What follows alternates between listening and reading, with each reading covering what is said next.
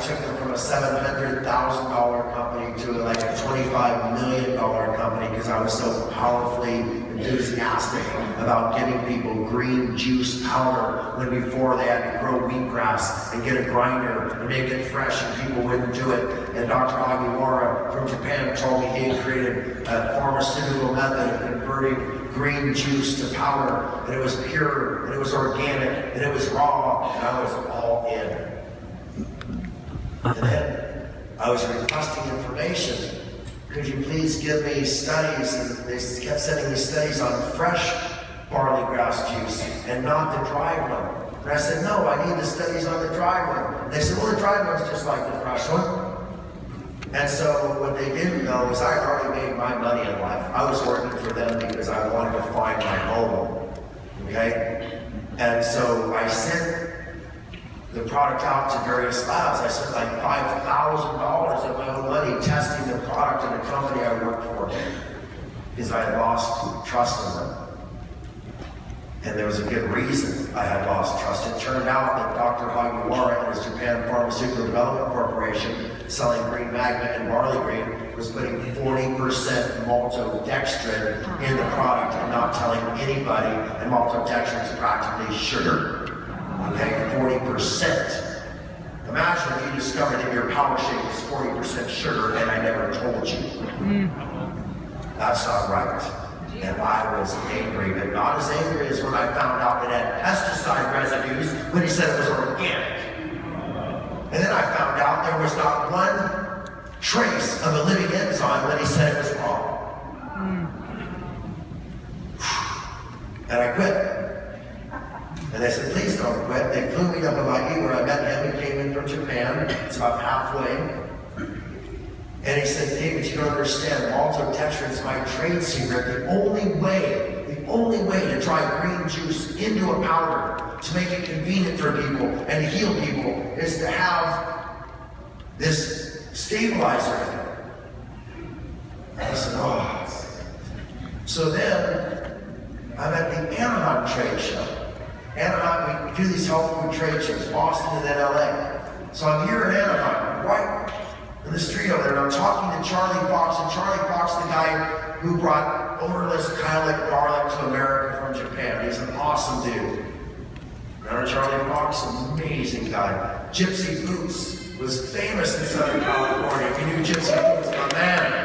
Boots! So, anyway, so Charlie Fox tells me, Dave, I heard that you're spending all this money trying to prove that you can try juice without a binder, and you're not having any success. I harvested food in Montana and drove it to Minnesota in a truck with ice thrown over the grass so I could try all these experiments, and none of it worked in this place that said that they were the best dryer of food on the planet.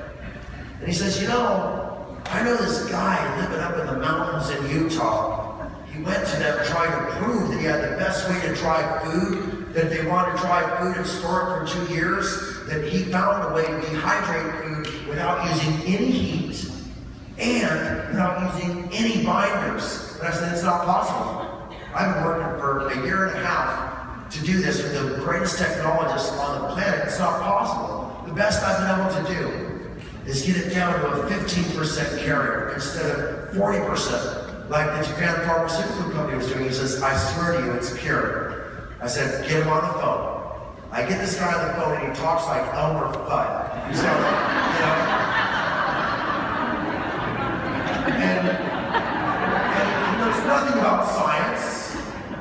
And he tells me that what he did was he dug a big hole in the sandstone, a 200-foot tall hole, and then he put a sprayer at the top, and as the juice fell down through there, the hot wind in the desert would pump up and rise up through the hole, and by the time the juice fell to the bottom, it was a powder. But I said, how's that possible? And he said, watch this. And he put on a cassette tape of waves crashing on rocks, and they showed the spray go up in the air, and these super slow motion cameras showed that salt spray evaporate and salt fall back to the earth. Mist would go up and salt would fall down, and the temperature of the ocean was only like 60, 70 degrees. And he says, when I saw that video, I knew that I could evaporate food without a binder, but I needed to recreate that, and that's what he did in the sandstone with the sprayers. So Amy and I gave him $500,000 to build a machine that would do what the sandstone did. And then we found this amazing land that had 1,000 acres of soil that was 90 feet deep with topsoil. It had been a lake for thousands of years, and it just dried up less than 100 years ago. And all this accumulated amazing stuff where the lake was in there. And we began to cultivate that. So I went back to Dr. Hagiwara, who I was still working for, by the way, while I was doing all this. And I said, I've got the answer. We've got something better than barley. I've got this glute. We've got this process. I'm telling the story sort of backwards, and he fired me. He said, how dare you think that you can do my job? You're a used car salesman. Get out of here. Well, guess what? This used car salesman?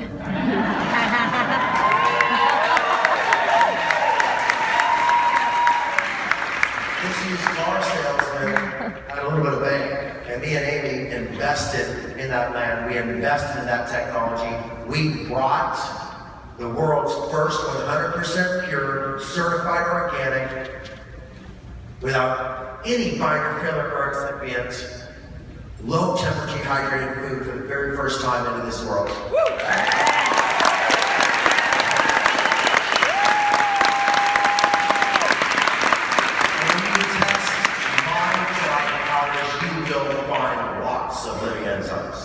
Yes. Okay? You will not find a pesticide residue in anything that we make. And so the process where this company started was Amy and I investing in a dream that we could change the world, that everybody drinking dry green juice had to take sugar with it, had to take chemicals with it, and it was not alive. And we changed that.